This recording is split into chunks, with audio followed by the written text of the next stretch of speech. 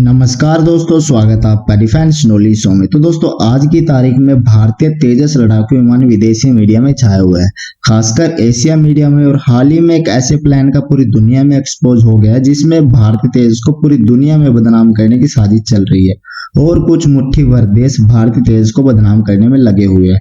लेकिन मलेशिया ने भारत की मदद करके इस प्लान को पूरी तरह फेल कर दिया है और साजिश में कौन कौन से देश है इन सब का भी पता लगा लिया है। तो चलिए बिना समय गवाए वीडियो को शुरू करते हैं।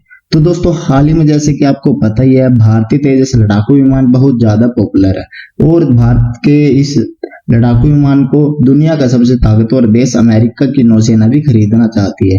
अमेरिका ने तो भारतीय तेजस के लिए RFI भी जारी कर दिया था और तेजस की डिटेल भेजने के लिए भारत को कहा था। इसके अलावा मलेशिया भी भारतीय तेजस को खरीदना चाहता है और लगभग 36 से 38 विमान अर्जेंटीना भी खरीदना चाहता है और चिली और यहाँ तक कि ब्राजील जैसे देश भी 30 से 36 तेजस विमान खरीदना चाहता है।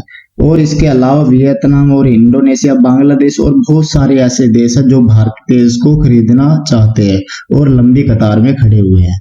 ऐसे में जो तेजस के कॉम्पिटिटर देश है वो अपने प्रोडक्ट की क्वालिटी तो सुधार ही नहीं रहे, जिससे कि वो तेजस को टक्कर दे सके। तो उन्होंने दूसरा रास्ता अपना लिया तेजस को बदनाम करने का। तो कौन कौन से देश इसमें शामिल है, जैसे कि आपने अंदाजा लगा ही लिया होगा, चीन, पाकिस्तान और इसके अलावा एक और देश है जो तेजस को बदनाम करने में लगा है। वो देश है दक्षिण कोरिया। तो इनका प्लान भी मैं आपको बता दूं कि हुआ क्या कि मलेशिया को 36 भारतीय तेजस खरीदने थे। उन्होंने 3 देशों को RFI जारी किया था, JF-70 के लिए चीन, पाकिस्तान को, और तीसरा देश था दक्षिण कोरिया। कोरिया का है X-15 लड़ाकू विमान। जो इन तीनों देशों को RFI जारी की गई और इन सभी विमानों की डिटेल भेजने को कहा और जो इनमें बेहतर होगा वो उन्हें ले लेंगे। और इसमें कोई शक नहीं था कि मलेशिया भारत के तेजस को ही खरीदेगा। और दूसरा कारण था कि मलेशिया भारत के साथ संबंध सुधारना चाहता है, इसलिए भी भारतीय तेजस को कंसीडर कर रहे थे। और मलेशिया की जो वायुसेना है वहाँ की टीम भी भारत आने वाली थी और वो तेजस का ट्रायल लेगी और जो तेजस की फैक्ट्री है उसका विजिट करेगी और देखेगी कितने दिनों में डिलीवरी कर सकते हैं, जो कि ऑलमोस्ट डन है।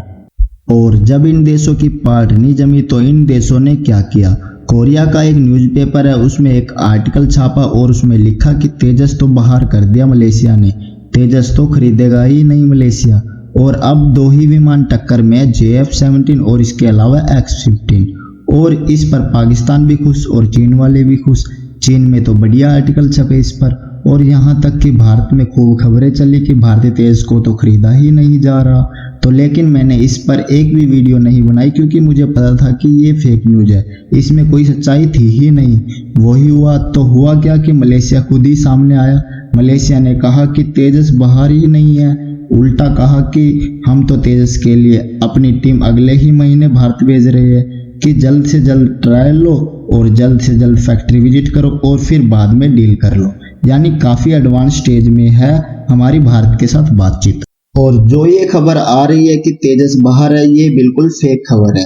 ये खुद मलेशिया की एयरफोर्स ने और मलेशिया सरकार ने ऑफिशियली बयान जारी किया है और इस स्टेटमेंट ने सभी के मुंह बंद कर दिए।